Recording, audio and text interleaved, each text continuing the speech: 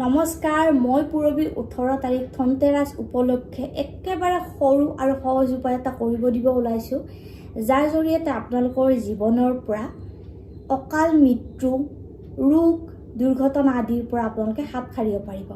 সকলোৱে জানে ধনতেৰাছ উপলক্ষে সোণ বা ৰূপ কিনিলে আপোনালোকৰ কাৰণে বহুত ভাল। কিন্তু এইটো আপোনালোকে জানেনে যে সাগৰ মন্থনৰ সময়ত ধনন্তৰী দেৱতা অমৃত কলহৰ সৈতে উপস্থিত হৈছিল, যিয়ে আমাৰ সুস্বাস্থ্যৰ প্ৰতীক হয়। আমি সেই দিনটোত নিজৰ স্বাস্থ্যৰ বাবেও প্ৰাৰ্থনা কৰিব পাৰোঁ।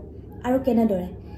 সেই ধনতেৰাছৰ ৰাতি আপোনালোকে য়ম দেৱতাক যেতিয়া পূজা কৰে, তেতিয়া আপোনালোকৰ জীৱনত অকাল মৃত্যুৰ ভয় আঁতৰি থাকে। আৰু সেইদিনাখন ৰাতি ঘৰৰ মূল ব্যক্তিজনে ঘৰৰ দক্ষিণ দিশত যদি 4মুখী চাকি এগছি লগায়, তেতিয়াও এই সমস্যা দূৰ হয়। মই পিছৰ ভিডিঅ'ত জনাম যে এই চাকি গছি কেনেদৰে লগাব লাগে। ধন্যবাদ।